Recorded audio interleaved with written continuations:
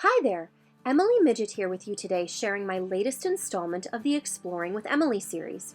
Today I thought I'd show you a simple but super effective technique, one that has truly endless possibilities. In today's video, I'll show you how to use your Copic markers, stamps, and a little bit of scratch paper to create your own patterned paper. For today's video, I will be using the new Squeeze the Day stamp set from Hutson, along with the big scripty hello die, my T-square, and post-it notes for my masks. I began by using my T-square to draw some slightly offset lines for my lemony pattern paper.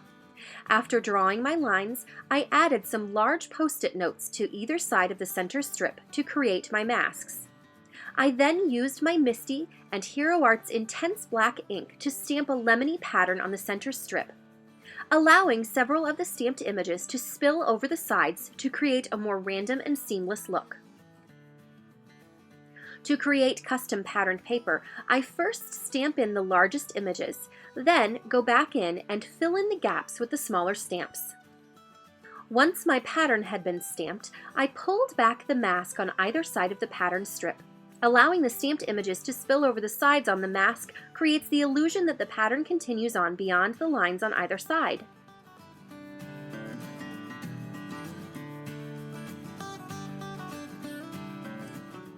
Next, it was time to color the images with my Copic markers. For the lemons, I used Y00, Y06, Y08, and Y19. I reserved the darkest shade, Y19, choosing instead to do the bulk of the coloring and shading with the lighter 3 shades, then adding the darkest shade wherever the shadows would be deepest.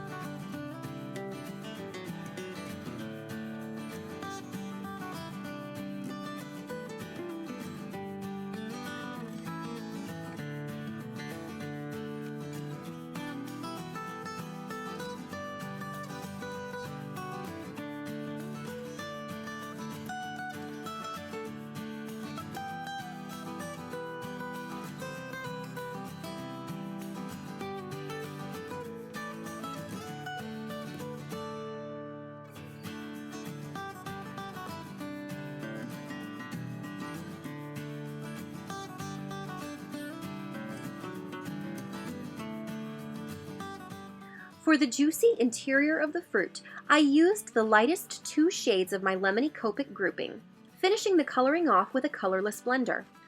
I use this technique when I want to create a seamless blend from color into white.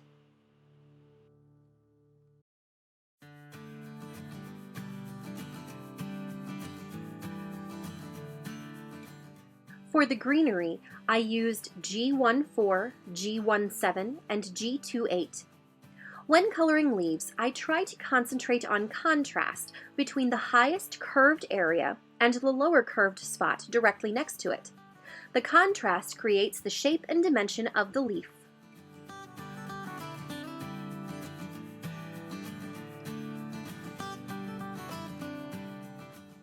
After I'd finished coloring the images on the pattern section, I used B18 to add a bright cobalt blue background. I carefully outline each stamped and colored image, keeping the point of the Copic marker pointed away from my body to maximize control, then fill in the blank areas.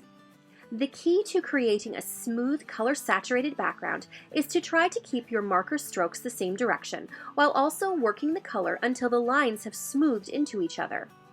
Copic markers have a unique ability to smooth out the more you work the color, creating a beautifully saturated and vibrant blend. If you are having difficulty with harsh lines in your Copic coloring, try working the color with your marker and saturating your paper. You'll find the color blends more easily the more ink you have saturated into the paper. To create the rest of the pattern for my custom patterned paper, I used a little more masking and the Stamp Market's confetti background. I began by trimming a strip of computer paper roughly the same size as my lemony pattern strip, then adhered it with some washi tape. Using my MISTI and some more intense black ink, I stamped the background and removed the mask, leaving 3 distinct pattern panels. When mixing patterns, it's a good idea to contrast the sizes of the patterns, combining a small, subtle pattern like the confetti background with a bolder pattern containing larger elements, like the lemons. This allows you to have patterns side by side while not overloading the eye.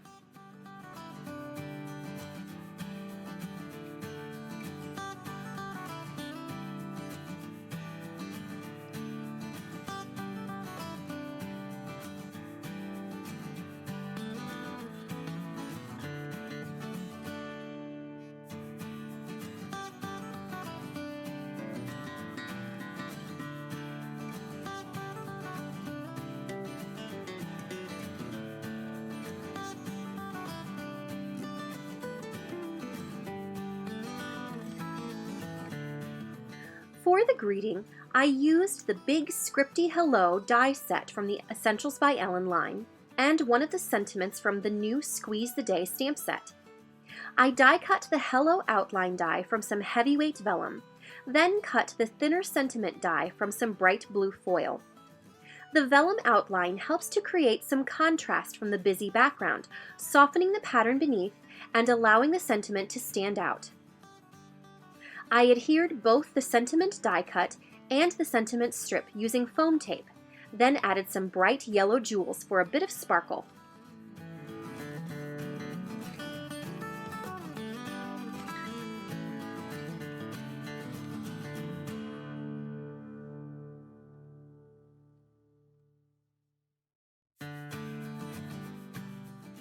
Well, that's all for my project today. One of my favorite ways to use stamps is to create my own patterned paper, and using a little masking and a little Copic coloring creates an almost screen-printed effect on your custom pattern panel. If you liked this video, please give us a thumbs up, and you can head over to the Ellen Hutson blog for all of the details on the products used. Thanks so much for watching, and have a marvelous day.